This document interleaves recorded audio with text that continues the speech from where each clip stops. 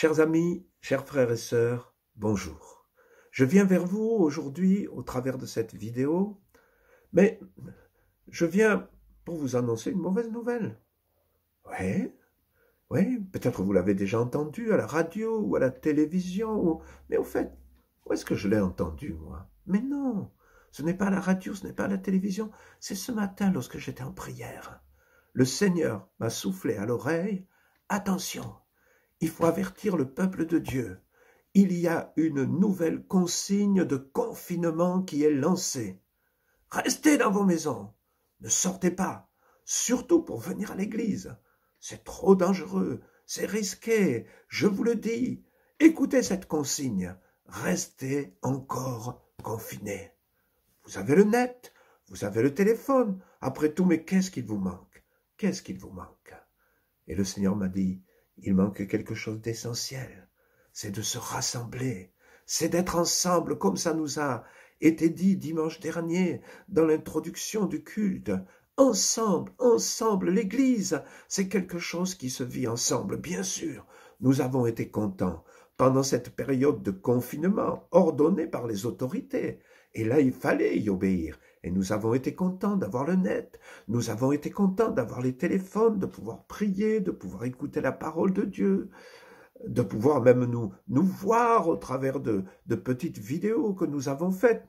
C'était formidable. Mais l'ennemi voudrait continuer maintenant cette démarche de confinement.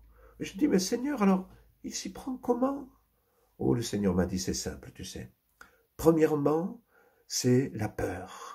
La peur. Oh, vous allez me dire, moi, j'ai pas peur.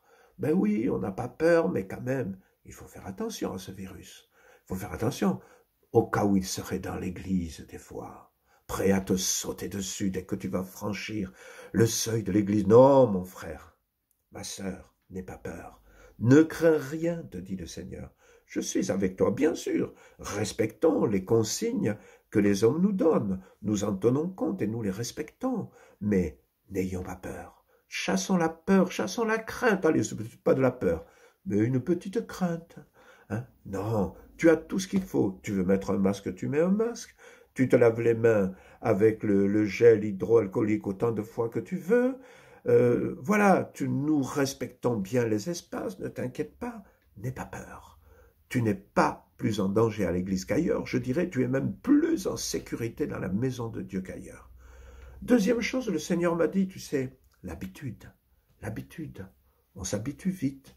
On n'est plus habitué à venir à l'église. On est habitué à rester chez soi, à intercéder chez soi, à parler avec les frères et sœurs chez soi, depuis notre téléphone ou derrière notre écran. Ils se sont habitués, le Seigneur m'a dit. Oh, bien-aimé, il faut savoir casser les habitudes. Ces habitudes étaient bonnes pendant un temps. Maintenant, nous sommes dans une autre étape.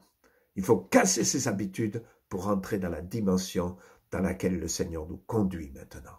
Et puis le Seigneur m'a dit, tu sais, la facilité aussi. Et c'est vrai, c'est tellement plus facile de rester chez soi. C'est tellement plus facile d'écouter la parole de Dieu chez soi. Oh, vous avez l'occasion encore de le faire le mardi soir, de prier même chez vous le vendredi soir. Il y a encore quelques groupes d'intercession.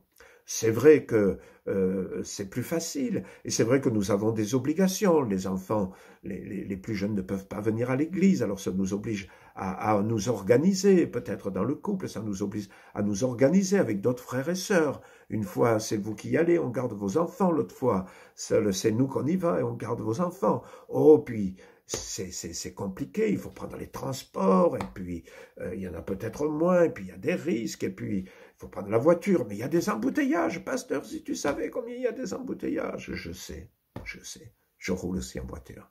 Mais bien aimés, nous devons être des gens victorieux qui allons de l'avant, qui vivons avec le moment présent. Et je voudrais dire, le moment présent, je vous laisse la parole du prophète Joël au chapitre 3. Il nous dit, hâtez-vous et venez, vous tous d'alentour, rassemblez-vous. Rassemblez-vous. Oui, dans le rassemblement, il y a une force, il y a une puissance, il y a quelque chose qui se passe. Oh, quand nous ne pouvions pas nous rassembler. Et nous avons obéi aux autorités. Dieu a béni au travers du net et par téléphone.